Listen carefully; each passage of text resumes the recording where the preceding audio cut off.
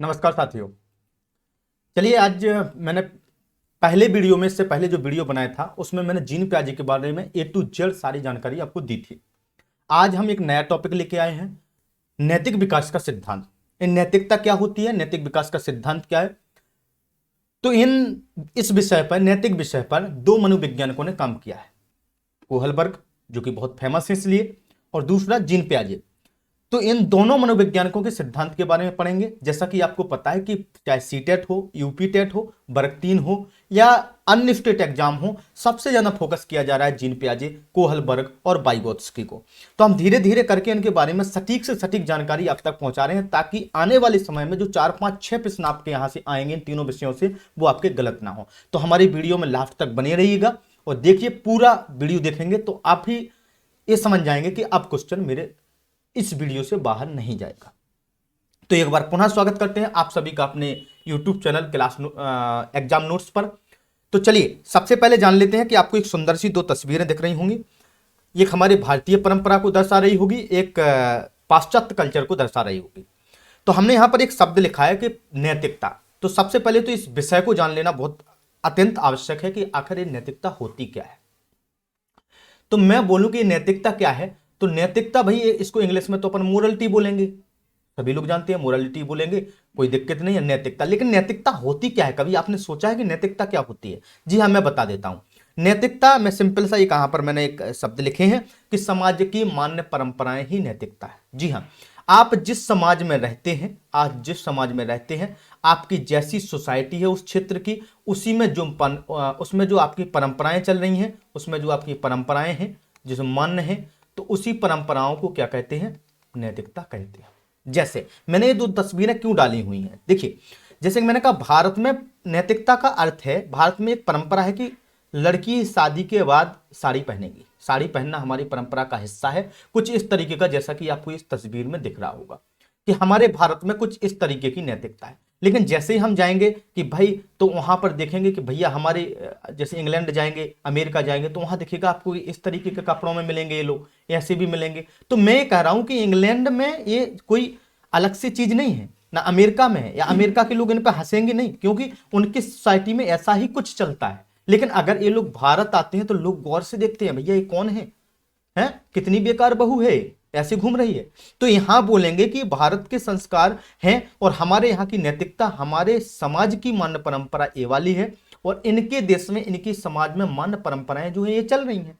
तो हम इसमें क्या कहेंगे कि भाई, अगर हमारी बहू इस तरीके से रहने लगे जैसे ये इंग्लैंड के लोग रहते हैं, तो हम क्या कहेंगे? भैया बहू बहुत अनैतिक है।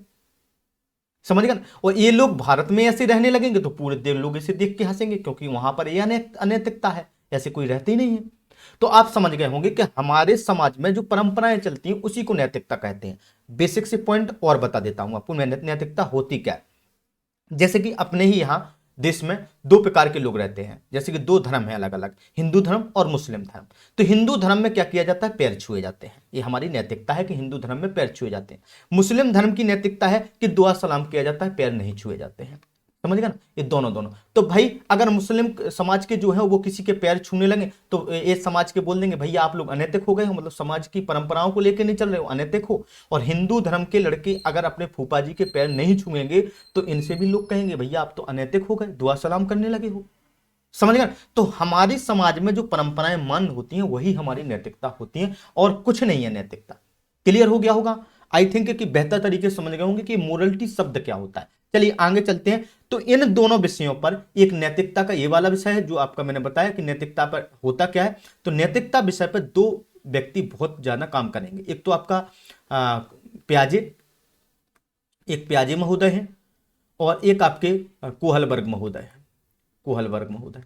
तो चलिए दोनों पर थोड़ा सा फोकस करते हैं कि इन दोनों ने इस विषय पे क्या कहा है। चलिए, कोहलबर्ग ने एक सिद्धांत दिया था जिसका नाम था नैतिक विकास का सिद्धांत। ध्यान से सुनिएगा, कोहलबर्ग ने एक सिद्धांत दिया जिसका नाम है नैतिक विकास का सिद्धांत। मतलब बच्चों के अंदर नैतिकता कैसे कैसे विकसित होती है। जैसे कि मैं आपको बता दे रहा हूं कि जैसे बच्चे ने जन्म लिया तो उसको जन्म के तुरंत बाद तो पता नहीं होगा ना कि मैंने हिंदू धर्म में जन्म लिया है, मुस्लिम धर्म में जन्म लिया है, हमारी नैतिकता क्या है, नहीं है ना। उसे यह भी नहीं पता है कि मैंने भारत में जन्म लिया है, कि ऑस्ट्रेलिया में लिया है, कि इंग्लैंड में लिया है, कि पाकिस्तान में लिया है। उसे तो ये भी नहीं पता। तो भाई उसको शुरू में जो जब बच्चा जन्म लेता है तो बच्चा जन्म लेने में ना तो नैतिक होता है ना ही अनैतिक होता है, उसने तो जन्म लिया है अभी अभी। तो भैया अब इस पे खोज किया किसने? कोहलबर्ग ने। कोहलबर्ग ने क्या खोज किया कि भाई बच्चे के अंदर नैतिक विकास का विकास डेवलप कैसे होता है, नैतिक विकास, नैतिकता का विकास कैसे होता है। तो उन्होंने इसके लिए 3 सोपान बताए। गौर से देखिएगा, मैं आपको यहीं से क्वेश्चन बनने वाले हैं, सब बता दे रहा हूं। एक पूर्व परंपरागत, दूसरा परंपरागत और तीसरा उत्तर परंपरागत। अब देखिए मैं यहां बीच से नोटिस कर रहा हूं। मैंने कहा ये जो है ये 10 से 13 वर्ष तक चलता है। कहां से चलता है? 10 से 13। ये वर्ष चलेगा 4 से 10। यहां लास्ट में लिखा हुआ है, आप चेक कर सकते हैं यहां पर। ठीक है, ये 4 से 10 चलेगा, ये आपका 10 से 13 चलेगा। अब ये भाई परंपरा क्या है? परंपरा का मतलब होता है, इसी को हम हिंदी में एक और शब्द बोल सकते हैं, रूढ़िगत। रूढ़िगत। इसी को हम एक शब्द और बोल सकते हैं, ट्रेडिशनल, जैसे कि इंग्लिश में ट्रेडिशनल इसको बोल सकते हैं। तो भाई ट्रेडिशनल का मतलब होता है परंपरा। आप इस समय 10 से 13 वर्ष की आयु में आप परंपरा सीख चुके हैं, लेकिन इससे पहले की जो आयु थी उसमें आप परंपरा के पहले हैं, इसलिए इसका नाम है पूर्व परंपरागत स्तर। मतलब 4 से 10 वर्ष तक का बच्चा परंपरा के पहले वाली स्टेज को माना गया है कि इसमें अभी परंपराएं डेवलप नहीं हुई हैं, शुरू होती जा रही हैं। लेकिन यहां आते आते 10 से 13 वर्ष की आयु में वो पूरी तरीके से समझ जाएगा कि हमें भैया फूफा जी के पैर छूने हैं, कि दुआ सलाम करना है। मतलब ये बीच का जो सेकंड स्टेज है परंपरा का स्टेज है। अब तीसरी स्टेज बताई उत्तर परंपरा। अब यहां से वो क्या आ गया? आगे आ गया, परंपराओं से आगे पहुंच गया। कैसे? जैसे अब वो कहेगा, अभी तो यहां तक समाज की जो परंपराएं थी, पापा मम्मी जो उसको बोलते थे उनका पालन करता था, लेकिन जैसे उत्तर परंपरा इस पर पहुंचा तो अब वो माता पिता से भी ऊपर बात करने लगा है और कहने लगा है कि जो संविधान में लिखा है वही परंपरा है। मतलब जो सर्वमान्य है, जो पूरे देश में मान्य है, सार्वभौमिक मान्य है, वही परंपरा है। यहां पर परंपराएं तोड़ने लगेगा और सर्वमान्य नियम को पालने लगेगा। ठीक है, तो आपको सिंपल सी बात कितनी याद रखनी है? आपको एक छोटी सी बात यही याद रखनी है कि परंपरा होती क्या है। क्लियर होगी कि परंपरा होती क्या है?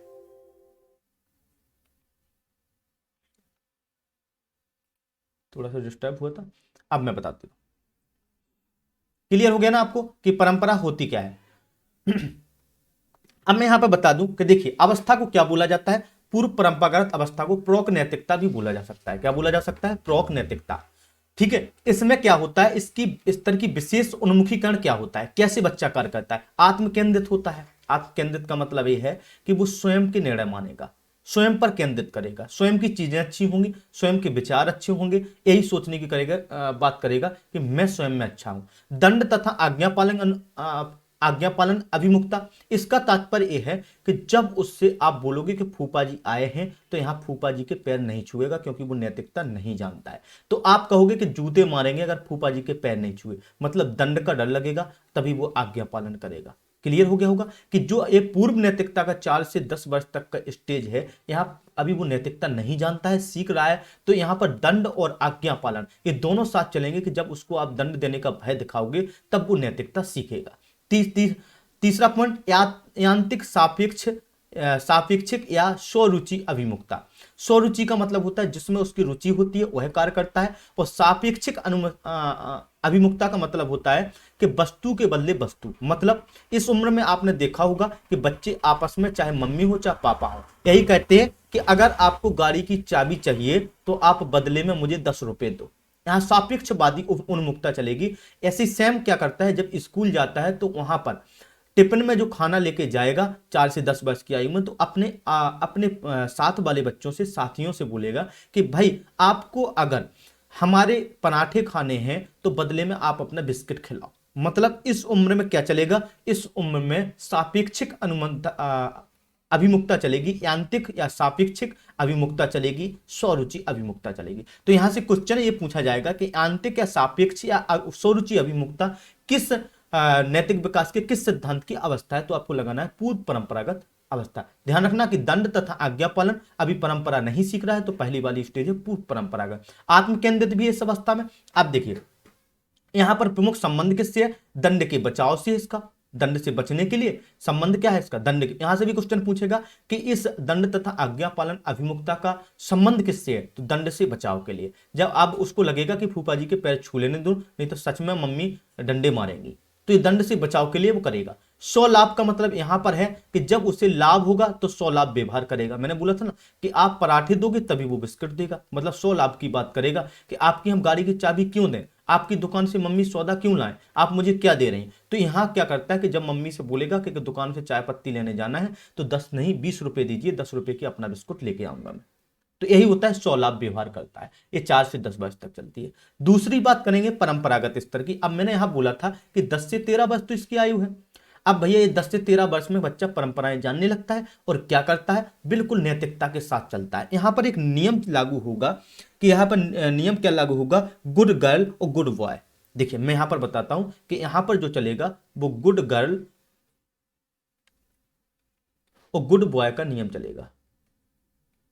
इसका तात्पर्य यह है कि यहां पर वो इतने अच्छे तरीके से कार्य करता है कि हमसे कोई गुड गर्ल बोल दे, हमसे गुड बॉय बोल दे, तो ये मतलब यहां सामाजिक नैतिकता चलने लगती है। समाज में उनको गुड गर्ल बोला जाए, गुड बॉय बोला जाए, मतलब परंपराओं का पूर्णतः पालन करेगा। देखिए अब यहां पर इसका विशेष क्या है, इसका इस अवस्था का विशेष क्या है, परस्पर एक रूप अभिमुखता या अंतर व्यक्तिक सहमति। अंतर परस्पर मतलब परस्पर सहयोग करेंगे एक दूसरे से, एक रूप में सहयोग करेंगे और क्या करेंगे, या अंतर व्यक्तिक सहमति करेंगे एक दूसरे के साथ, जो उसके विचार नहीं थे दूसरों के थे लेकिन उसमें वो सहमति बनाएगा, इसे बोलेंगे अंतर व्यक्तिक सहमति। देखिए यहां पर बोला मैंने अच्छा लड़का अच्छी लड़की का दृष्टिकोण पैदा होता है, गुड गर्ल गुड बॉय 10 से 13 वर्ष। अब यहां पर देखना है अधिकार संरक्षण अभिमुखता, जो उसकी नैतिकता है उसी को वो अधिकार मानेगा और उनका संरक्षण करेगा।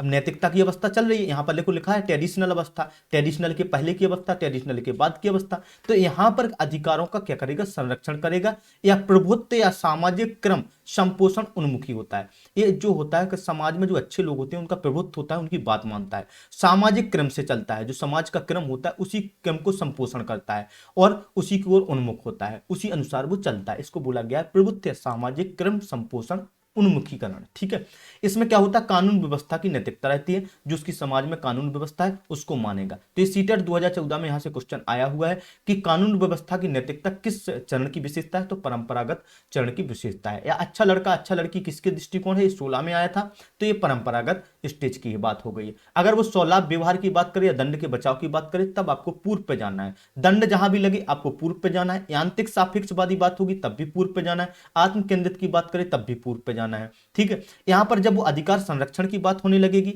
सामाजिक क्रम संपोषण की बात होगी, या एक रूप अभिमुखता या अंतर व्यक्तिक सहमति बनाएगा, वो एक दूसरे के साथ सहमति बनाएगा, उनके विचार भी अच्छे हैं हमारे विचार भी अच्छे हैं, दोनों के साथ समायोजन करेगा, तब वो समझ लो कि परंपरागत स्तर का बात हो रही है। ठीक है, अब तीसरी स्टेज पर चलते हैं, उत्तर परंपरागत। इसमें 100 अनुमोदित नैतिकता होती है। 100 अनुमोदित का मतलब स्वयं की अनुमोदित की हुई। मैंने कहा लड़की अच्छी लगी मुझे शादी करनी है, अब यहां पर नैतिकता का कोई तात्पर्य नहीं है, हमें लड़की अच्छी लगी है शादी करनी है, पापा बोलेंगे अनैतिक हो तुम, ऐसे नहीं हो सकता, तो बोलेंगे देखिए मुझे संविधान में भी अधिकार दिया गया है, मैं 21 वर्ष का हो चुका हूं, अब मुझे संविधान में अधिकार है कि मैं अपनी मर्जी से शादी कर सकता हूं। जब संविधान इस चीज को मानता है तो आप क्यों नहीं मानते। मतलब क्या, परंपरा से ऊपर जाने की बात कर रहा है, परंपरा तोड़ के सर्वमान्य नियम को अपनाने की बात कर रहा है। समझ गए, यहां पर परंपरा पे चल रहा था लेकिन यहां पर दुनिया भर में यानी सार्वभौमिक जो सर्वमान्य सिद्धांत है उनकी ओर बात करेगा। समझे बात की नहीं समझे। अब यहां पर बात करेंगे, देखिए यहां पर क्या होता है, इसका विशेष क्या है, इसका विशेष है सामाजिक अनुबंध विधि सम्मति। सामाजिक अनुबंध विधि सम्मति अवमुक्ता, मतलब विधि का मतलब कानून, सामाजिक अनुबंध मतलब विधि सम्मत अभिमुखता। यहां ध्यान से रखना, सामाजिक क्रम संपोषण की बात आएगी तो आपको परंपरा लगाना है, लेकिन सामाजिक अनुबंध मतलब जो सार्वभौमिक सामाजिक अनुबंध है, जो विधि है, विधि का मतलब है कानून। देखिए मैंने इसमें किसी में विधि नहीं लगाई थी, शब्द कानून व्यवस्था जरूर लगाया है जो कि हमारे समाज की कानून व्यवस्था थी, लेकिन विधि का मतलब होता है कानून, जो कि किसका कानून है, यह है आपका संविधान का कानून, उसके अनुरूप चलेगा। ठीक है, सार्वभौमिक नीति पर सिद्धांत को मानेगा, यूनिवर्सल जो आपका नीति होगी, यूनिवर्सल जो नैतिकता होगी, जो विश्व लेवल पर मान होगी, उसके सिद्धांत पर चलने की कोशिश करेगा। लोकतांत्रिक अनुमोदित कानून की बात करेगा, जो लोकतंत्र में अनुमोदित किया है, मतलब जनता ने जिसको स्वीकार किया है और उसको, जैसे संविधान को किसने स्वीकार किया, जनता ने, तो उसको जो लोकतंत्र ने अनुमोदित कर दिया है उस कानून को अपनाएगा। सैद्धांतिक चेतना होती है, अपने सिद्धांतों पर चलने की कोशिश करेगा, इसलिए इसको सैद्धांतिक चेतना कहेंगे। ठीक है, 13 से प्लस आयु होती है, 4 से 10 पहली अवस्था है, 10 से 13 दूसरी है और 13 से प्लस तीसरी अवस्था है। ठीक है, आई थिंक कि ये आई होप कि ये समझ में आ गया होगा। आगे देखते हैं, अब इसको थोड़ा डिटेल से चर्चा करते हैं। ठीक है, क्योंकि यहां से बहुत क्वेश्चन बनेंगे। चलिए मैं बात करते हूं कि पूर्व परंपरागत जो है पहली अवस्था थी, मैंने पहले बताया था, इसको हम पूर्व परंपरागत, पूर्व रूढ़िगत अवस्था भी मान सकते हैं। तो इसे हमने प्री कन्वेंशनल लेवल बोला है इंग्लिश में। ठीक है, अब इसमें क्या है कि इस स्तर पर बालक अपनी आवश्यकताओं के संदर्भ में चिंतन करता है। अपनी आवश्यकता के संदर्भ में क्या करता है? चिंतन। जैसे आत्मकेंद्रिता मैंने एक गुण बताया था, उसी की विशेषता है। यहां से सेम का सेम क्वेश्चन बन रहा है। ठीक है, इसमें दूसरा है नैतिक दुविधा से युक्त प्रश्नों पर उनके उत्तर पे आया उनको होने वाले लाभ पर आधारित होते हैं। नैतिक दुविधा जो होती है, नैतिक दुविधा का अर्थ समझ लेना, नैतिक दुविधा क्या होती है। इन्होंने एक कहानी लिखी थी हेंज की कहानी थी, जिस पे आधारित होकर इन्होंने ये नैतिक विकास का सिद्धांत दिया था कोहलबर्ग ने। अब हेंज की कहानी क्या थी कि एक व्यक्ति था जिसका नाम था हेंज, जो पूरी तरीके से बीमारी से पीड़ित था। उसने उसकी बीमारी में सपोज मैं एक अनुमान ले रहा हूं 1 करोड़ रुपया लगना था। ठीक है, 1 करोड़ रुपया लगना था, लेकिन उसने पूरी जिंदगी इकट्ठा कर पाया था मात्र 10 लाख रुपए।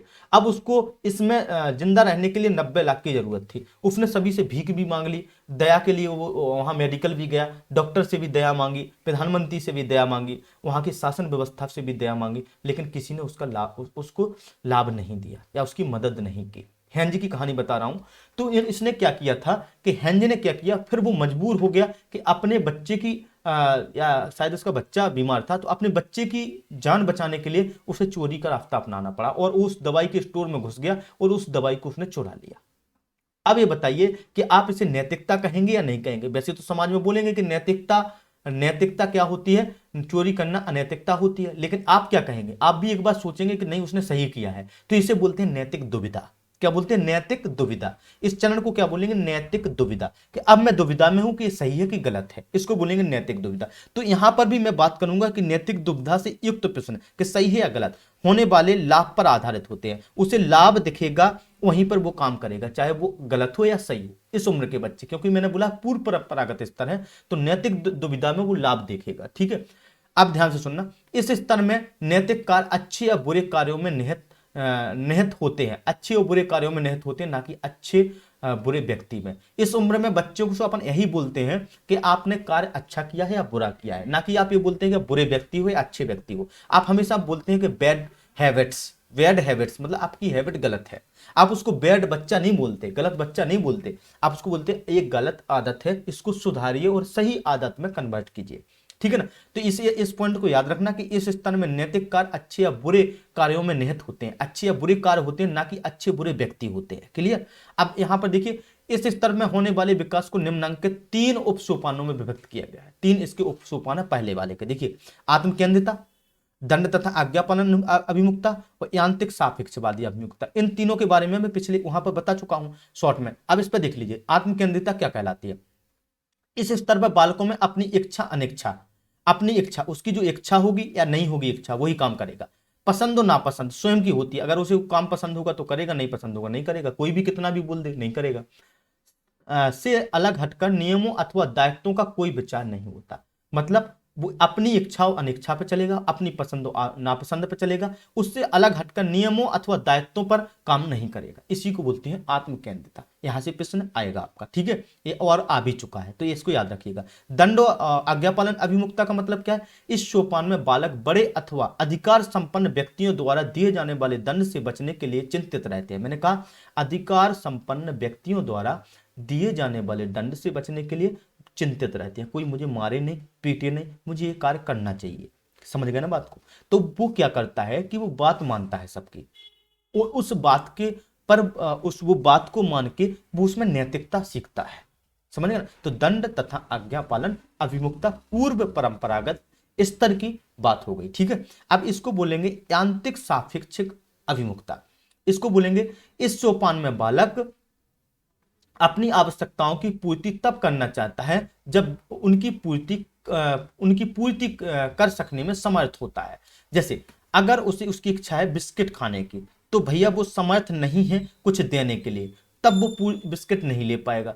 अगर उसके पास पराठे होंगे तो वो किसी को पराठे देकर बिस्किट ले लेगा। तो वो अगर समर्थ है तब वो ऐसा कार्य करेगा। अब वो समर्थ ही नहीं हो पा रहा तो कैसे सापेक्षवादी करेगा, लेन देन कैसे करेगा। तो इस सापेक्षवादी को आपको सीधा ध्यान देना है कि लेन देन से संबंधित है, कि बदले में कुछ मिलेगा तभी उसको लेन देन होगा।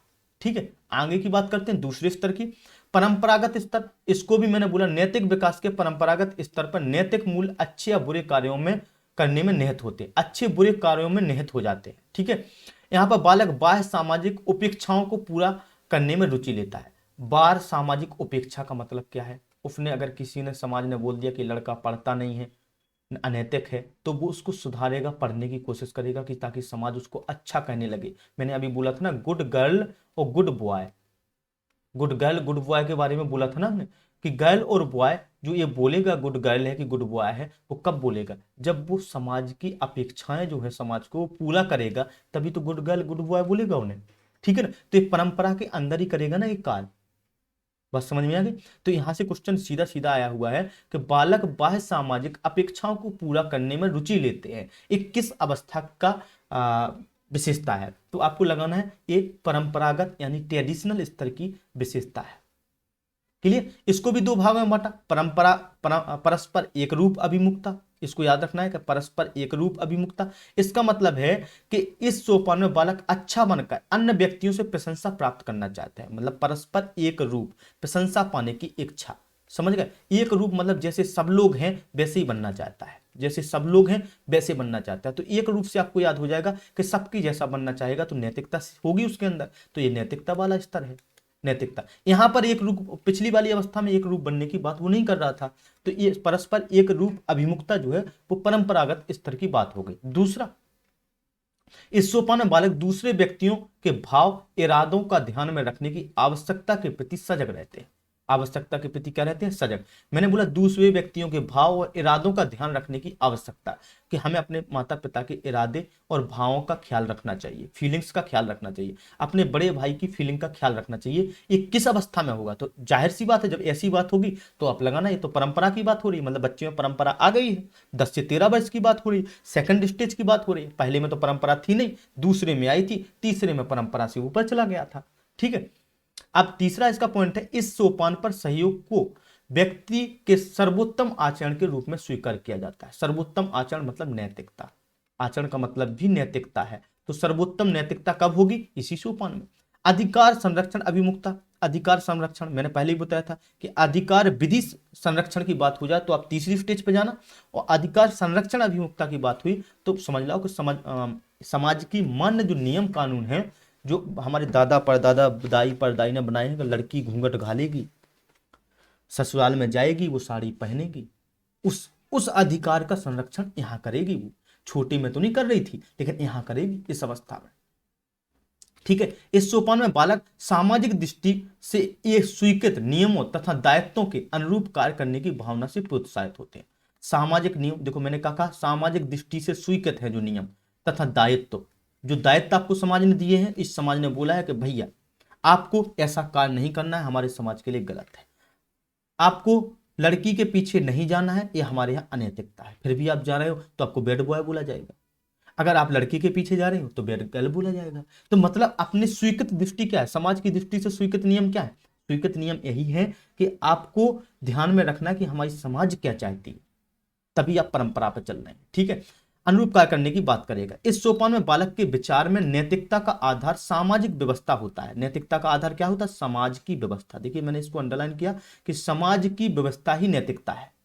ठीक है, होता है, तथा व्यक्तिगत हानि होने की स्थिति में भी वह व्यक्ति के द्वारा नियमों का पालन किया जाएगा। देखिए चाहे उसे हानि हो जाए, आप भी ध्यान रखना, चाहे उसे किसी की हानि भी हो जाए, लेकिन वो कहेगा अगर लाभ के लिए जाते हैं तो समाज गलत कहेगा। जैसे हानि क्या हो रही, एक लड़की आपको पसंद है, बहुत अच्छी है, आपके लायक है, अपने माता पिता का भी ख्याल रखेगी, आपको पसंद भी है, आपको पता है कि हमारे लिए लाभदायक भी है, लेकिन आप उससे शादी नहीं कर पा रहे हैं। रीजन क्या है, रीजन इसलिए शादी नहीं कर पा रहे हैं क्योंकि वो हमारे समाज में स्वीकृत नियम नहीं है। तो स्वयं की हानि होने की स्थिति में भी व्यक्ति द्वारा नियमों का पालन किया जाता है। इस अवस्था में वो फिर इस लड़की को छोड़ देगा, दूसरी माता पिता जो लाएंगे, चाहे वो फिर माता पिता को ही धक्के दे, लेकिन उसको लेके क्या करेंगे, उसी को घर में रख देंगे। तो स्वयं की हानि हो जाए लेकिन समाज के डर से वो काम नहीं कर पाता है। इसको बोलते हैं अधिकार संरक्षण अभिमुखता। अपने अधिकारों का, पिता के अधिकारों को, अपने समाज के अधिकारों का संरक्षण किया है, इसलिए आपके साथ गलत हुआ है। समझ गया बात को। लेकिन तीसरी स्टेज में ऐसा नहीं होने वाला है। उत्तर परंपरागत आ गया। अब वो जानने लगा कि भैया ये तो हमें संविधान में भी बोला गया कि मर्जी से शादी कर सकते हैं, तो हम क्यों ना करें। तभी तो बोला सरकार ने 18 के बाद 21 के बाद कीजिए। अब नहीं है 18, अब 21 है, 21 के बाद कीजिए, तब तक आप संविधान समझने लगेंगे, फिर अपनी मर्जी की कर लेना। तभी तो बोला सरकार ने। तो तब जब 21 के हुए, तब मतलब 13 से ऊपर की अवस्था आई, तब आप जानने लगे कि ये तो हमारे समाज में परंपराएं गलत है। जैसे सती प्रथा एक हमारी समाज की परंपरा थी कि किसी भी लड़की के पति खत्म हो जाते हैं तो उस लड़की को उसी की चिता के साथ जिंदा जला दिया जाता था। अब इसको राजा राममोहन राय ने इसका विरोध किया तो उनको भी समाज ने बहिष्कृत कर दिया, क्योंकि आप परंपरा के खिलाफ जा रहे थे। और जो बहु सती नहीं हुई थी, इनने राजा राममोहन राय ने अपनी भाभी को बचाने की चेष्टा की थी, तो उनको अनैतिक बोला था और उन पर लांछन लगा दिए थे कि भाई इनका कुछ रिलेशन होगा अपनी भाभी से, ऐसा लांछन भी लगा दिया था। और पूरे गांव की औरतें उससे बोलती नहीं थी कि देखो तो कैसी बहू है, नकटी फलाना ढिकाना, इसने तो बताओ सती नहीं हुई। तो ये क्या था, ये समाज का डर था। इस डर से लोग मान लेते थे उसकी बात। लेकिन हमारे यहाँ कुछ समाजों का कुप्रथाएं भी हो सकती हैं, तो कुप्रथाओं का अंत करने के लिए यहाँ लड़के निकल जाते हैं। इसमें पोस्ट कन्वेंशनल इस लेवल बोलेंगे इसे, ठीक है। उत्तर परंपरागत नैतिक विकास का यह सर्वोच्च स्तर है, याद रखना। इस स्तर में बालक उन नैतिक मूल्यों तथा सिद्धांतों को परिभाषित करने का स्पष्ट प्रयास करने लगते हैं जिनकी सामाजिक दृष्टि से वैधता या उपयोगिता होती है तथा जो परंपरागत मूल्यों के नियमों के सिद्धांतों से भिन्न हो सकते हैं। मतलब समाज उसको मानता है, देश विदेश उस नियम को मानते हैं, हमारी कानून उसे मान रहा है, और समाज से वो भिन्न हो सकते हैं। ऐसे नियमों पर चलेगा वो, हो सकता है भिन्न हो लेकिन वो चलेगा उस पर जो समाज वर्ल्ड लेवल पर माने। इसलिए वो कहता है कि एक ना एक दिन तो हमें कोई अच्छा समझेगा। अभी आप समझ रहे हो या नहीं समझ रहे हो। अब देखिए, इस स्तर को भी दो भागों में बांटा गया है। सामाजिक अनुबंध, विधि सम्मत अभिमुखता। विधि सम्मत शब्द आ गया, आपको मैंने पहले ही बोल दिया था, विधि शब्द जब भी आ जाए आपको तीसरी स्टेज पे जाना है, ठीक है। इस सोपान के अंतर्गत उचित कार्यों को आलोचनात्मक ढंग से परख कर समस्त समुदाय के द्वारा स्वीकृत किए गए सामान्य व्यक्तिगत अधिकारों एवं मानदंडों के रूप में परिभाषित करने की प्रवृत्ति आ जाती है। आलोचनात्मक ढंग मतलब समझ रहे हो, लॉजिकल पॉइंट से लॉजिक लगाएंगे, सही क्या है गलत क्या है, उसको परख करेंगे, उसको समस्त समुदाय के द्वारा स्वीकृत किए गए सामान्य व्यक्तिगत अधिकारों एवं मानदंडों के रूप में परिभाषित करने की प्रवृत्ति आ जाएगी। फिर जैसे सती प्रथा थी, मैंने कहा सती प्रथा को उसने आलोचनात्मक ढंग से सोचा, राजा राममोहन राय जी ने उसको सोचा, परखा कि ये गलत है, उसको हटा दिया इस समाज से। समझ रहे ना, उसमें प्रवृत्ति आ गई, उसको उनके अंदर प्रवृत्ति आ गई इसको परिभाषित करने की। उन्होंने एक दिन उनको पूजा जाता है, परिभाषित नहीं किया जाता, पूजा जाता है, उनकी परिभाषा दी जाती है। देखिए राजा राममोहन राय जी ने किया, लेकिन उस समय तो राजा राममोहन को दंड उठाना पड़ा था। अब देखिए, विधि सम्मत नियमों के अतिरिक्त स्वतंत्र स्वीकारोक्ति या समर्पण भाव व्यक्ति को अपने दायित्वों का पालन करने के लिए प्रेरित करता है। वो कहता है स्वतंत्र रूप से आप अपने दायित्वों का पालन करने में सक्षम है, आपको जरूरी नहीं है कि लोग क्या कहेंगे। तो ये लोग क्या कहेंगे इस चक्कर में, लोग क्या कहेंगे इस चक्कर में इस स्टेज पर नहीं पड़ता है। अपने कहता है कुछ तो लोग कहेंगे, लोगों का काम है कहना, छोड़ो बेकार की बातों को, कहीं बीत ना जाए रहना। ऐसे आपने एक गाना सुना होगा कि लोग तो कुछ कहेंगे लेकिन वो यहां मानेगा नहीं, वो कहेगा ठीक है एक ना एक दिन तो हमें सही मानेंगे, ठीक है। अब देखिए सार्वभौमिक, ये शब्द जब लग जाए सार्वभौमिक तो आप समझ जाना तीसरी स्टेज की बात हो रही है, उत्तर परंपरागत की बात हो रही है। सार्वभौमिक नैतिक सिद्धांत अभिमुखता। सार्वभौमिक, इस सोपान में व्यक्ति उचित अनुचित का निर्णय ऐसे स्वाद निर्धारित नैतिक सिद्धांतों के आधार पर कर सकता है जो तार्किक, व्यापकता और सार्वभौमिकता तथा एक रूपता से युक्त होते हैं। लॉजिकल रूप से सही हो, व्यापक रूप से सही हो, मतलब व्यापक रूप से सिर्फ हमारे समुदाय में नहीं, उन अन्य समुदायों में भी, अन्य राज्यों में भी, अन्य देशों में भी मान्य हो, तो ऐसी इसको बोला व्यापकता और सार्वभौमिकता तथा एक रूपता से युक्त होते हैं, उन्हें वो मानने की कोशिश करता है, ठीक है। इस सोपान में नैतिक सिद्धांत न्याय के सर्वमान प्राकृतिक सिद्धांत होने के साथ साथ मानव अधिकारों की समानता, परंपरा तथा मानव जाति के प्रति सम्मान की भावना से युक्त होते हैं। अब देखिए सम्मान वाले कार्य करेगा कि हमें कभी ना कभी सम्मान मिलेगा, मैंने अच्छा किया है, समाज भले ही इसके लिए हमें दोषी ठहराएगा लेकिन एक ना एक दिन समाज भी मुझे क्या देगा, सम्मान देगा।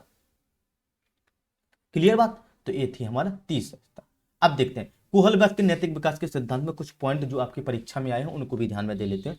कोहलबर्ग ने एक किताब लिखी थी, the psychology of mind moral development. इसको याद रखना है कि the psychology of moral development नामक किताब किसने लिखी थी, तो आपको याद रखना कोहलबर्ग ने। मोरल का मतलब नैतिकता, और नैतिकता वाली बात तो कौन करेगा, नैतिकता वाली बात तो कोहलबर्ग महोदय ही करेंगे।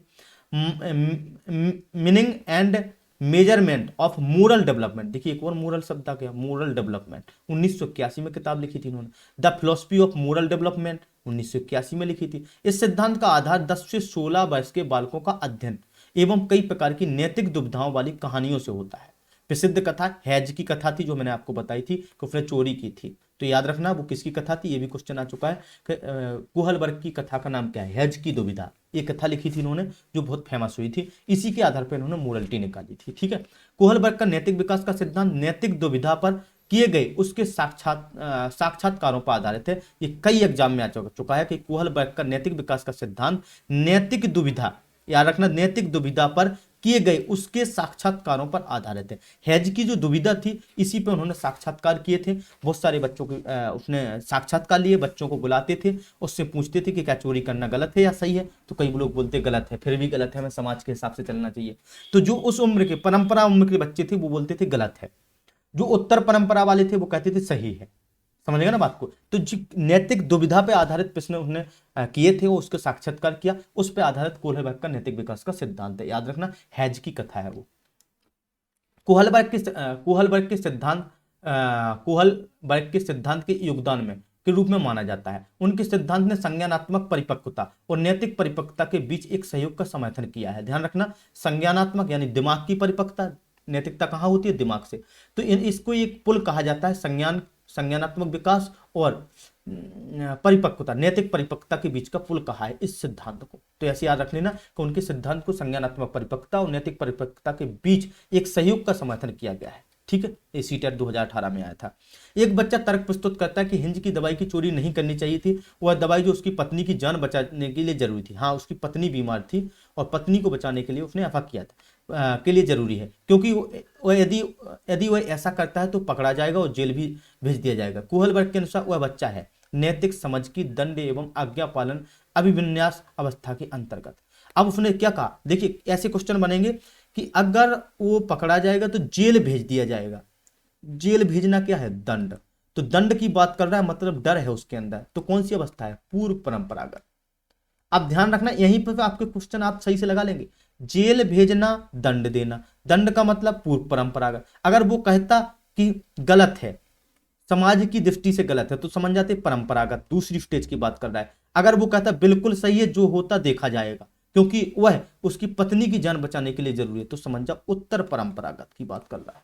तो ऐसे क्वेश्चन जो घुमा फिरा के आपसे पूछेंगे, जेल भेजना, दंड देना, दंड किस अवस्था की बात है, पहले वाले की।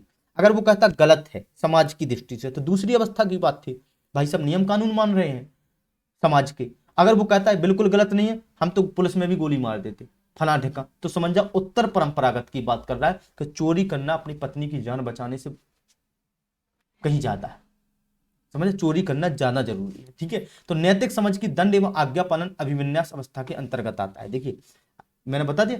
अब लॉरेंस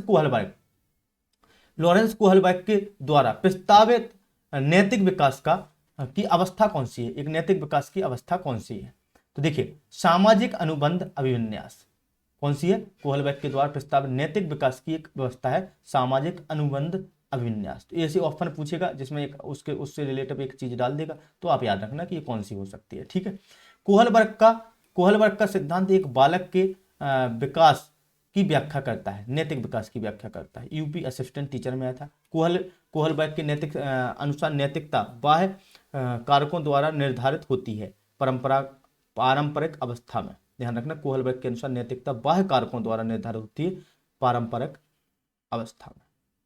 बाह्य कारकों का प्रभाव पड़ता है कि समाज कैसी है। ठीक है, कोहलबर्ग का विकास का सिद्धांत संबंधित है नैतिक विकास से, तो सबको बन जाएगा। ठीक है, अब चलिए कोहलबर्ग ने प्रस्तुत किया नैतिक विकास के चरण, ये भी आप पे क्वेश्चन पूछा जाएगा। लॉरेंस कोहलबर्ग के सिद्धांत में नैतिकता की अनुपस्थिति को सही अर्थ में सूचित करता है। स्तर फर्स्ट, देखिए लॉरेंस कोहलबर्ग के सिद्धांत में नैतिकता की अनुपस्थिति, मैंने कहा पूर्व परंपरागत, क्लियर। कोहलबर्ग के सिद्धांत के पूर्व परंपरागत स्तर के अनुसार कोई नैतिक निर्णय लेते समय एक व्यक्ति प्रवृत्त होगा अंतर्निहित संभावित दंड की तरफ। ठीक है, दंड की तरफ, याद रख लेना। पूर्व परंपरागत स्तर में दंड की बात होगी, पहले ही बता चुका हूं, आपके और आंसर सही हो जाएंगे। एक शिक्षिका अपनी कक्षा में कहती है सभी प्रकार के प्रदत्त कार्यों असाइनमेंट का निर्माण इस प्रकार किया गया है कि प्रत्येक विद्यार्थी अधिक प्रभावशाली ढंग से सीख सके, अधिक प्रभावशाली ढंग से सीख सके। अतः सभी विद्यार्थी बिना किसी अन्य की सहायता से अपना कार्य पूर्ण करें, यह संकेत दे रही है। कोहलबर्ग की नैतिक विकास के औपचारिक चरण 2 कानून और व्यवस्था के बारे में बात कर रही है। तो यहाँ पर देखना कितना डीप पॉइंट पूछा गया है। उसने कहा सही ढंग से सीख सके, अतः सभी विद्यार्थी बिना किसी अन्य की सहायता से अपना कार्य पूर्ण करें। मतलब नैतिकता की बात कर रही है कि अच्छा लड़का अच्छी लड़की बोलेंगे, आप क्या करेंगे, नैतिक। तो उसने बोला है कि औपचारिक चरण 4 की बात कर रही है, कानून और व्यवस्था की ओर की बात कर रही है। ठीक है, अब इसमें आगे कोहलबर्ग की नैतिक विकास के संबंधी सिद्धांत की एक अवस्था नहीं है, संवेदी पेरी अवस्था तो जीन पियाजे की है। ठीक है, अब जीन पियाजे का नैतिक विकास का सिद्धांत क्या है, जल्दी से जल्दी देख लीजिए। इन्होंने एक बुक लिखी थी, the moral judgment of the child 1932 में। नैतिक विकास को इन्होंने 2 भागों में बांटा। जीन पियाजे ने भी नैतिक विकास का सिद्धांत दिया है, इन्होंने 2 भागों में बांटा। एक परायत नैतिकता या पर केंद्रित उन्मुखता 2 से 8 वर्ष बोला इन्होंने। एक 9 से 11 या 12 तक मिल सकता है आपको स्वायत्त नैतिकता, मतलब यहाँ पर स्वयं की नैतिकता का काम करेगा। एक कैसी, यहाँ पर परायत का मतलब दूसरों पर आधारित है, यहाँ नैतिकता दूसरों पर डिपेंड है, यहाँ स्वयं पर डिपेंड है नैतिकता। ठीक है, इस अवस्था की विशेषताएं क्या होंगी, देखिए। नैतिकता वास्तविकता की अवस्था है, नैतिकता वास्तविकता है। ध्यान रखना ये क्वेश्चन आ चुका है कि नैतिक वास्तविकता की अवस्था कौन सी है, तो नैतिक वास्तविकता की अवस्था जीन पियाजे की परायत नैतिकता की पहली अवस्था है। दबाव की नैतिकता की अवस्था कौन सी है, दबाव देखो मैंने कहा दंड का दबाव, दूसरों का दबाव, ये पहली अवस्था है। बड़ों के को नियम के स्रोत के रूप में देखना, बड़े क्या देते हैं, नियम देते हैं, तो स्रोत कौन से हुए, कौन हुए, बड़े ही हुए ना। नियम के स्रोत कौन है, बड़े, बच्चों के लिए तो स्रोत के रूप में देखते हैं कि हमें नियम सिखाएंगे, तो ये हमारे स्रोत है नियम के। कार्य परिणाम महत्वपूर्ण है, इरादे नहीं। यहाँ पर वो क्या दिखता है कि कार्य का परिणाम महत्वपूर्ण है, परिणाम अच्छा आना चाहिए, इरादा भले ही गलत हो। छोटा है बच्चा भी, तो इरादे नहीं, इरादों पर डिपेंड नहीं होता कि इरादे चाहे सही हो चाहे गलत हो, परिणाम अच्छा होना चाहिए। हमें चोरी करना है, मम्मी की पॉकेट से पैसे निकाल लें और परिणाम ये हुआ कि चोरी से पैसे निकल गए, वो पकड़े भी नहीं गए, ये परिणाम महत्वपूर्ण है, इरादे नहीं कि भैया ये इरादे गलत है कि हमें मम्मी का, उसके इरादे कभी गलत नहीं होते। ठीक है, मतलब इरादे गलत इरादे से नहीं किया उसने पैसे की चोरी, कुछ खाने पीने के लिए किया। आत्मकेंद्रिता की भावना लुप्त हो जाती है, स्वायत्त में क्या हो जाती है, आत्मकेंद्रिता की भावना लुप्त हो जाती है, स्वतंत्र सोच और तर्क हो जाती है उसकी। कार्य का इरादा महत्वपूर्ण है, परिणाम नहीं। अब देखिए यहाँ पर वो क्या करता है, इरादा यहाँ पर महत्वपूर्ण होता है, परिणाम नहीं। इरादे अच्छे होने चाहिए, परिणाम भले ही गलत है, यहाँ पर ये सोचने लगता है। ठीक है, नियम परिवर्तनशील है, यहाँ पर उसके नियम बदलते रहेंगे। ठीक है, यहाँ नियम परिवर्तनशील रहेंगे, तो ये इंपोर्टेंट है, आप इनको नोट भी कर सकते हैं और समझ भी सकते हैं, इंपोर्टेंट है। 2 किसने बताए हैं, उन्होंने। जीन पियाजे ने कुछ 3 अवस्थाएं और दी हैं, इनके बारे में बता देते, फर्स्ट सेकंड और थर्ड, 3 अवस्थाएं और बताई हैं। ये थे उनके स्तर, वो अवस्थाएं थी, ये स्तर थे 3। एक था नैतिक यथार्थता, मोरल रियलिज्म, नैतिक यथार्थता। दूसरा था नैतिक समानता, मोरल इक्वलिटी। और तीसरा था नैतिक सापेक्षता, मोरल रिलीविजन। तो याद रखना कि इनसे क्वेश्चन ज्यादा आ रहे हैं आजकल, वो सिद्धांत छोड़ के यहां से क्वेश्चन पकड़ने लगे। तो इसको देखना कि पहले में नैतिक यथार्थता बोला है इन्होंने, 7 से यहाँ 2 लिख लेना, 2 से 8 वर्ष था। ठीक है, थोड़ा सा मिसप्रिंट हो सकता है। यह नैतिक विकास का प्रथम स्तर है जो 2 से 8 वर्ष की आयु तक चलता है। इस स्तर पर बालक का नैतिक विकास दूसरों पर स्थापित नियमों पर आधारित होता है। पहली जैसे मैंने वहां पर कोहलबर्ग का पहला स्तर बताया था, ठीक उसी प्रकार है। ठीक है, इस स्तर पर बालक कार्यों के परिणामों के आधार पर उसका मूल्यांकन करता है। परिणाम क्या निकला, चोरी सफल हुई, तो अगली बार उसको क्या करेगा, उसका मूल्यांकन करेगा कि अगली बार 100 रुपए की करना है। ठीक है, इस स्तर पर बालक समझता है कि किसी घटना के संबंध में अन्य व्यक्तियों को भी वही विचार है जो मेरे विचार है, मतलब अहम केंद्रित है, इसलिए तो बोलेगा कि जो मेरे विचार हैं वही दूसरों के हैं। इसे ही अहम केंद्रीकरण, ईगो सेंट्रिज्म कहा गया है। तो इसको याद रख लेना, ये पहली अवस्था थी। दूसरा था नैतिक समानता, मोरल इक्वलिटी भी बोला है इन्होंने। इसमें 8 से 12 वर्ष बताया है, आयु बताया है। तो आपसे सीधा सीधा क्वेश्चन पूछेगा कि नैतिक समानता की आयु कितनी है, 8 से 12। इस स्तर पर बच्चों का नैतिक विकास समानता और लेन देन के संबंधों पर आधारित होता है। लेन देन हमने बोला था दूसरे में कि सापेक्षवादी उन्मुखता, लेकिन यहाँ पर नैतिक समानता में बोला है। ठीक है, इस स्तर पर बच्चे खेल के नियमों को समझने लगते हैं और चाहते हैं कि सभी सहयोगी उन नियमों का पालन करें। ये भी चाहते हैं कि सभी सहयोगी इन नियमों का पालन करें। यहाँ से सीधे सीधे क्वेश्चन आएंगे हमारे, समझ लो कि 4 क्वेश्चन है, ये 4 ऊपर के क्वेश्चन है और 3 नीचे के क्वेश्चन है, सीधे सीधे प्रश्न बनेंगे यहाँ से। तो देखिए यहाँ पर वो क्या करता है, नैतिकता की बात करेगा, वो चाहेगा कि सभी सहयोगी उनके खेल के नियम को समझें, उनको पालन करें। समानता और लेन देन की बात करेगा, और इस स्तर पर बच्चे स्व केंद्रित खेलों से सहयोगात्मक खेलों की ओर सहयोग की बात करने लगेगा, एक दूसरे के सहयोग की बात, मतलब विचार मेल खाने लगेंगे इसके, ठीक है। तीसरी अवस्था नैतिक सापेक्षता। इस अवस्था में 12 वर्ष से अधिक से प्रारंभ होती है, जो अधिक आयु तक चलती है। इस स्तर पर बालक उचित और अनुचित का निर्णय लेने लगता है, क्या उचित है और क्या अनुचित है। तो वेरी वेरी मोस्ट इंपोर्टेंट है, किस अवस्था या किस स्तर पर, तो नैतिक सापेक्षता के स्तर पर, जो नैतिक सापेक्षता है उस स्तर पर उचित अनुचित का निर्णय लेने लगता है। देखिए ये तो सीटेट में आपका प्रश्न आया है, यहाँ से वह समझने लगता है कि नैतिक नियम परिस्थिति अनुसार परिवर्तित किए जा सकते हैं। तो तीसरी स्टेज की बात हो रही है, परिवर्तित करने की बात हुई तो तीसरे की बात है। तो ये सीटेट 2014 में भी आ चुका है।